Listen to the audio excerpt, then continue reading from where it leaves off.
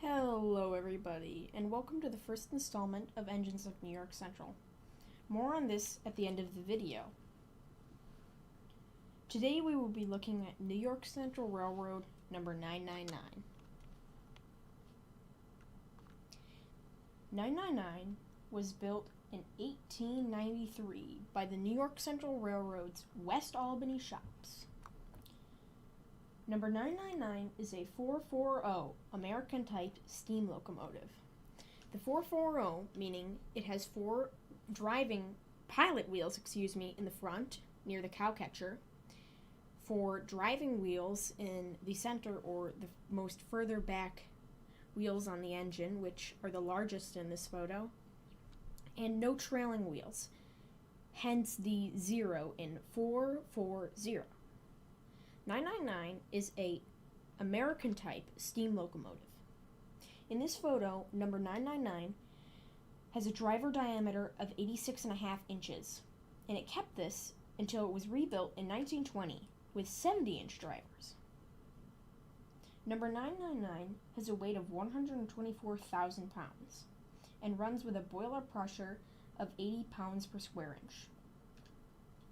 With a tractive effort of 16,270 pounds, number 999 could race along the water level route at 112 miles per hour, which is really fast, especially for 1893. Now that you know a little bit about 999, let's learn some history and interesting facts about 999. In 1913, number 999 was renumbered to the number 1086. Then it was renumbered once again in 1920 to the number 1026. Then it was finally renumbered back to 999. All of the sources that I found didn't list a date for when it was renumbered back to 999. I think it was in 1952. And this brings us to our second cool fact. In May of 1952, the New York Central Railroad did a reenactment of 999's record-breaking run. And why I think they renumbered her back to 999 was because that was her original number, and that was the number that she wore when she achieved 100 miles per hour, or supposedly achieved 100 miles per hour, while heading between Buffalo and Batavia, New York, on her way to the World's Fair in Chicago. Now, this was never confirmed, but some sources do say that she was the first vehicle or locomotive to reach 100 miles per hour. On a side note, the first confirmed vehicle to reach 100 miles per hour was the United Kingdom's Flying Scotsman.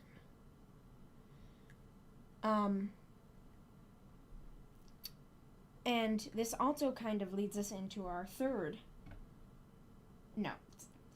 fact.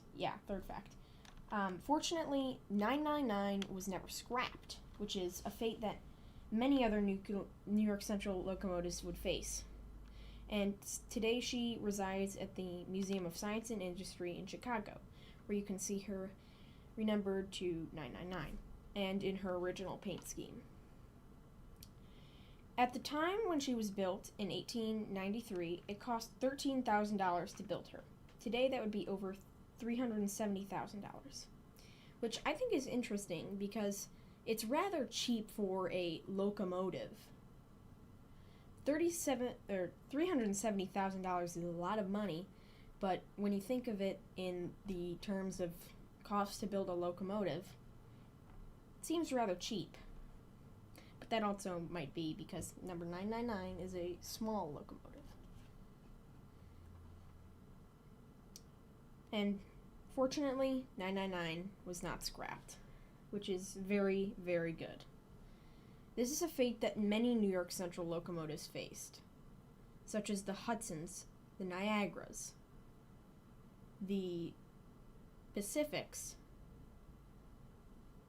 the Atlantics even.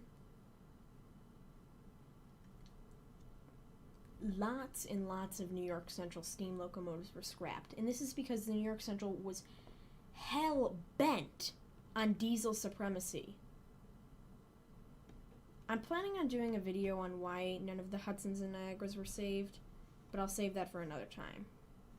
Fortunately, we do have a surviving example of one of the New York Central's prestigious steam locomotives. She may not be a Hudson or a Niagara, but she most definitely is welcome. Thank you all for watching.